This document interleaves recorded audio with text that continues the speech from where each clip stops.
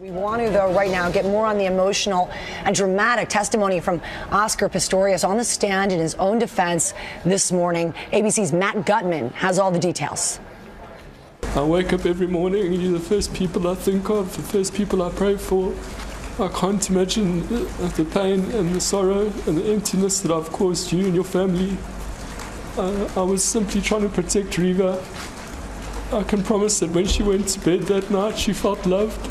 Taking the stand, a broken man by his own actions. His first whimpered words, an apology to the family of Reeva Steenkamp. Hi, my name's Reeva, and I'm a reality star girlfriend he shot and killed through his bathroom door February last year. Watching from the bench, Steenkamp's mother, stone-faced.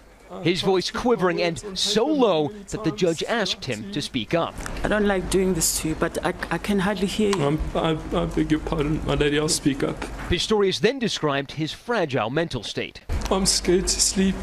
Saying he wakes up every night in a panic. I can smell blood and I wake up to being terrified, just in a complete state of terror.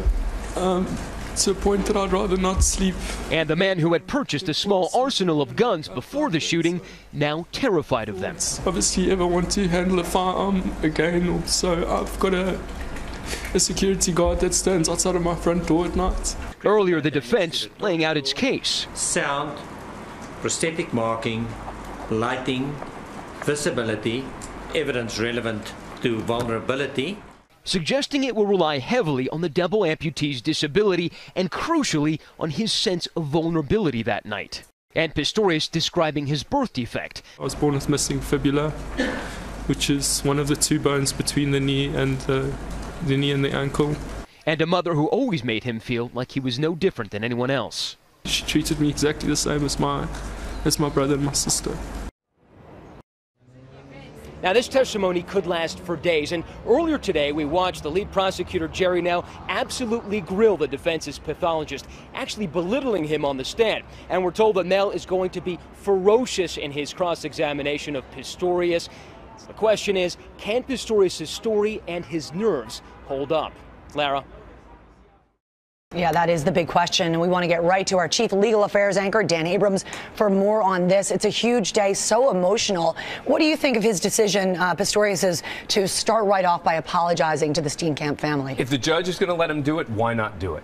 It's very emotional, it's very powerful, and you can make an argument that whether this was murder or an accident, that he's sorry about what happened. But I'd like to believe he just felt like he needed to do that. But look, the key to his testimony is going to be whether he can survive cross-examination and potential inconsistencies about what time did they go to bed and where was the gun and was there screaming. Those are going to be the key questions that he's going to have to address. Right. It's one thing to be doing it with your defense team. It's quite another to be. And what do you make of all the talk right out of the gate about his disability? Well, look, remember, that's part of the defense here. The defense wants to argue that a reasonable person in his position with his disabilities would have more fear than an ordinary person. And so they're saying that has to come into account in the legal standard as well. So not only is it emotional testimony, powerful testimony, talking about how he overcame all of this and how he still has issues, etc., but it's also related to the legal questions in the case. It was really emotional to listen to. It sounds like he could barely get through it. And remember that he's the one who asked not to be on camera, right? So the witnesses who request not to be on camera, we see audio only. Interesting that Pistorius made the decision and his team to say, we don't want him on camera, we want audio only. Yeah, that is interesting. I want to talk about the first witness.